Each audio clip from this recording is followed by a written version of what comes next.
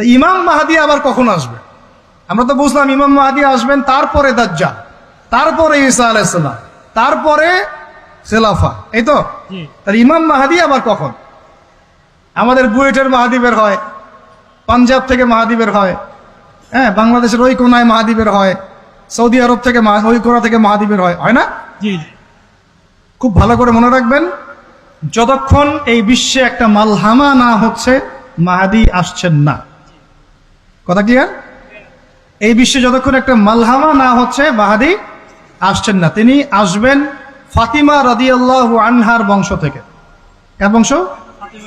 তার আসল নাম মুহাম্মদ। কি নাম? তার নাক উঁচু, নাক একদম উঁচু, খাড়া, কপাল চওড়া, চেহারার গড়নটা আমাদের নবী সাল্লাল্লাহু আলাইহি ওয়াসাল্লামের।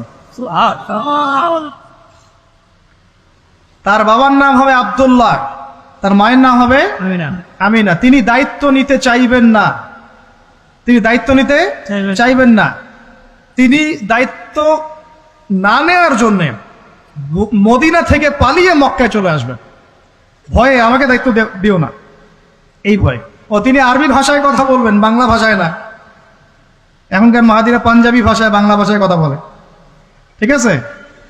এবং এই কাবা ঘর যেটা আমরা তাওয়াফ করি, এখানে যে হাজারে আসওয়াদ আছে না, আর এই যে হাজারে আসওয়াদ আর মাকাম ইব্রাহিম, এই দুটো জায়গার মাঝামাঝি মানুষ তাকে চিনে ফেলবে, এই তো মাহদি।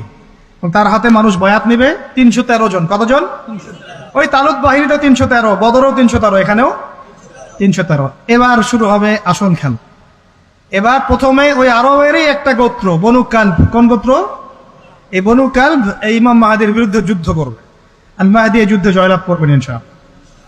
তারপরে সিরিয়া, শাম থেকে, শাম মানে শুধু সিরিয়াই না, ওই পুরো অঞ্চলটাই শাম, ওখান থেকে একটা দল আসবে এই মাহদির সাথে যুদ্ধ করার জন্য। আল্লাহ পাক তাদেরকে মক্কা মদিনার মাঝখানে বাইদা নামক জায়গায় ধসিয়ে দেবে। কোন জায়গা? বাইদা। এটাই সেই চিহ্ন যেটা প্রমাণ করবে যে এই ব্যক্তি মাহদি। কথা বুঝতে পারছি? এরপরে মুসলমানদের আর কোনো পতন নাই, আর পিছনে ফিরে তাকানোর কোনো সুযোগ নাই। মুসলমানরা আর মাথা নিচু করবে না ইনশাল্লাহ কোনোদিনের জন্য। তারপর চলতে থাকবে খালি ইসলামের বিজয় আর বিজয় আর বিজয় আর বিজয়। আল্লাহু আকবার। এভাবে চলবে। তবে মাহদি কখন আসবেন? আগে মালহামা, তারপর মাহদি। মালহামা কি তাহলে? এটা হচ্ছে একটা বিশাল যুদ্ধ। এটা কি?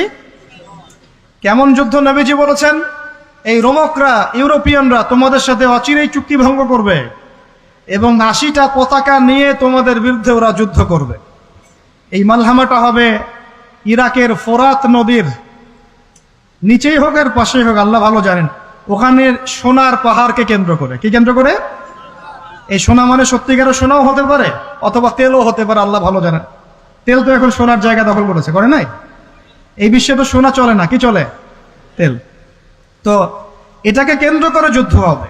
নবীজি বলেছেন ওই যুদ্ধে এত ভয়াবহ হবে যে 100 জন যোদ্ধার মধ্যে 99 জনই মারা যাবে না। একটু মাথা খাটান যে এমন কোন যুদ্ধ কি হয়েছে পৃথিবীতে যেটাতে 100 জনের মধ্যে 99% মারা গেছে? তার মানে এটা হয়নি এখনো। আর একটা যুদ্ধে এত % মানুষ কিভাবে মরতে পারে? যদি সেটা ঢাল তলোয়ারের যুদ্ধ হলে কি মরতে পারে? নিশ্চয়ই এমন কোন অস্ত্র সেখানে প্রয়োগ করা হবে যাতে একাধারে অনেক মানুষ তাড়াতাড়ি মারা। এটা এই অস্ত্র এখনকার যুগের কি অস্ত্র? নিউক্লিয়ার ওয়েপন্স হতে পারে, হতে পারে যদি এই যুগে সেটা হয়। আর যদি আল্লাহ পাক এটাকে আবার পূর্বের অবস্থায় নিয়ে যান, সেটাও হতে পারে, আল্লাহ ভালো জানেন। আমরা এটাকে ইন্টারপ্রিটেশন বলছি, এটা সঠিক হতে পারে, বেঠিক হতে পারে, অ্যাটলিস্ট একটা ধারণা তো পাচ্ছি। তারপর এই ইউফ্রেটিস নদীর এই সোনার পাহাড়কে কেন্দ্র করে এটা ঘটনা ঘটে। আল্লাহ নবী আরো বলেছেন সাল্লাল্লাহু আলাইহি ওয়াসাল্লাম, মুসলমানরা, আমাদের কথা বলছি, মুসলমানরা তোমরা যেন সেখানে হাতও না বাড়াও। কোন মুসলমান যেন ওই সোনায় হাতও না বাড়ায়, মানে ওই দিক থেকে আমরা যেন সম্পূর্ণ মুক্ত থাকি। ওরা মারামারি করে শেষ হয়ে যায়। বিশ্বটা হয়তো সংক্ষিপ্ত হয়ে আসতে পারে যদি এরকম কোনো ম্যাসিভ নিউক্লিয়ার যুদ্ধ হয়ে যায়, যেটার আশঙ্কা অনেকেই করেন। মিলিটারি অ্যাফেয়ার্স যারা পড়েন তারা করেন, পলিটিক্স যারা করেন তারা করেন।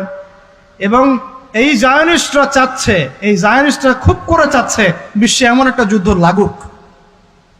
একবার ইউক্রেন রাশিয়ার ইস্যু তুলে দেয়, একবার সিরিয়ার ইস্যু তুলে দেয়, একবার একবার আফগান ইস্যু তুলে দেয়, একবার ইরাকে ইস্যু তুলে দেয়, একবার প্রথম বিশ্বযুদ্ধ লাগায়, একবার দ্বিতীয়টা লাগায়, ওরা খুব করে যাচ্ছে যেন আরো একটা লাগে। এবার যদি লাগে তাহলে এটা কনভেনশনাল যুদ্ধ হবে না, এটা দেখবেন একটা নিউক্লিয়ার যুদ্ধ হয়ে গেছে। সেটা হয়ে গেলে ওয়ার্ল্ডের আয়তন আর এমন থাকবে কিনা আল্লাহ ভালো জানে। এগুলো ভাবতে হবে এবং আমাদের করণীয় ফিক্স করতে হবে। তবে করণীয় ওই কথাগুলো যেগুলো আগে বলেছি। যদি কিয়ামত হতে আর একদিনও বাকি থাকে, করণীয় এগুলোই থাকবে, চেঞ্জ হবে না, তাই না? কিয়ামত হতে যদি একদিনও বাকি থাকে তাহলেও আমাদের কাজ ইলম অর্জন, আমল করা, পরিবার ঠিক করা, হালাল খাওয়া, বেশি বেশি তাজকিয়া, দাওয়াত ও জিহাদ। আর কোন আমল আছে আমাদের? এইগুলোই কাজ। তো এগুলো হচ্ছে বিশ্বের ভবিষ্যৎ। আল্লাহ রাব্বুল আলামিন আমাদের সবাইকে এই বিষয়গুলোর জন্য প্রস্তুত থাকার তৌফিক দান করুন।